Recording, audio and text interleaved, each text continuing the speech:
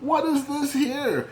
So I made a couple mentions in my previous videos that I've been doing a lot of buying on eBay. I just kind of been getting crazy. Um, dollar. I'm just doing lots of free shipping. Just making lots of bids on dollar cards. Once in a while, the shipping's like $1 under. I'll pull the trigger on that too. So I mean, none of these cards you're gonna see I spent more than less like a couple bucks on. That's including shipping. But I'm gonna do specific players because I kind of got a theme going a little bit. So this one's gonna be about Daisuke Matsuzaka. So probably most people already have turned off the video at this point. But I will show you some of these cards. Now, the cool thing is I bought a graded card, which I'll show at the very end, which is pretty unique. I never knew it existed.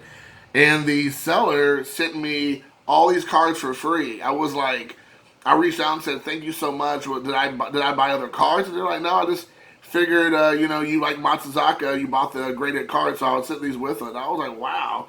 And I know it's Matsuzaka. It's not like he sent me like a bunch of Mike Trouts or anything, but it was very cool, very appreciative. I was not expecting it at all.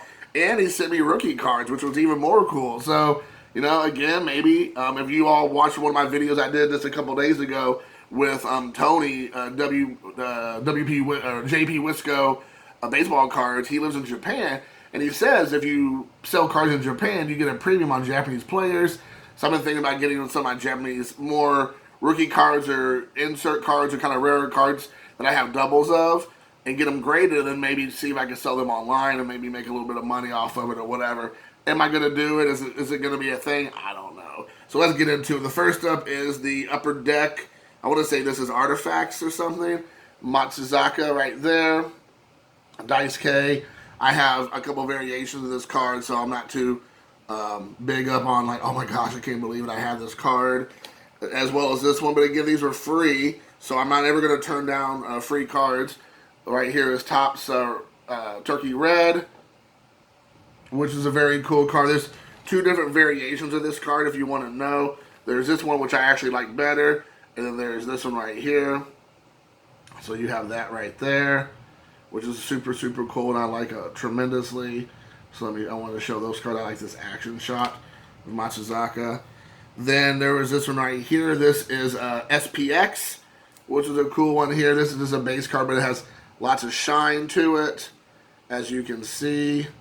I did not have this card. All the other cards so far I'm going to show I had, but the next couple I do not have. So this was a huge surprise to get. So there's that right there. Next up is a Star Quest.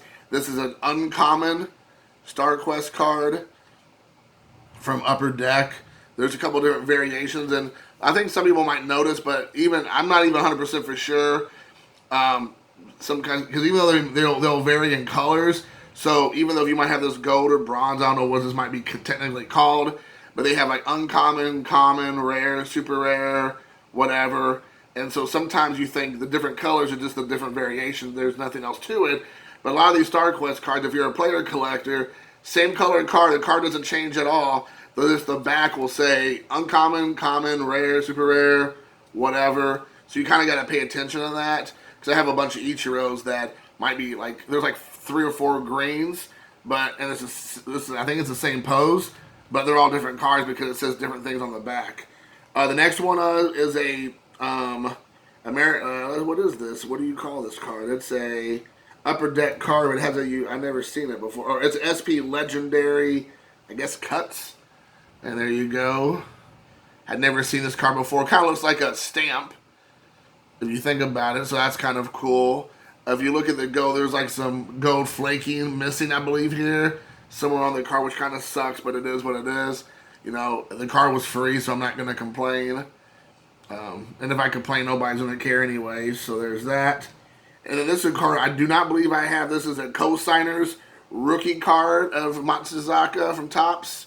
Topps co-signers right here. And I think there may be some variations of this card as well. If I'm not mistaken. I'm not 100% for sure on that.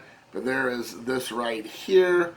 Co-signers. And again, this is probably something I'm not telling a lot of people that they don't know. But again, it's worth looking into if you're new to baseball card collecting or new to player collecting. Is that this looks like your typical just Topps 2007 rookie card. Now there's different variations. There is the Japanese version. There's obviously the English version. There's one with, I think, it's like a Japanese Boston release, like a Boston team set that have like a B there. There's one that's red in color. That might have been like a Target release or something, but they all have the exact same image. And then there's other variations like this one I'm going to show you. This is the first edition right there. If you look up there, it says the first edition. I think that's what it says. Yes, first edition. I just want to make sure before I spoke out of turn. So obviously that does not show up on any other version of the card. It looks just like every single other card. This one says first edition.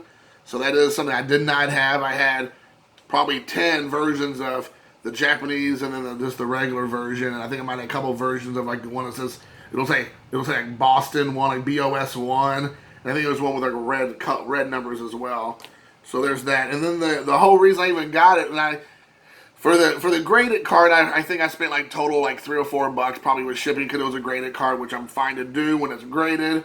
This is a 2007 Upper Deck. This is a Daisuke rookie card as well. It is a Predictor Edition green, which I did not know there was such a thing. But when I saw that, I was like, I have to buy it. So as you can see, green's my favorite color.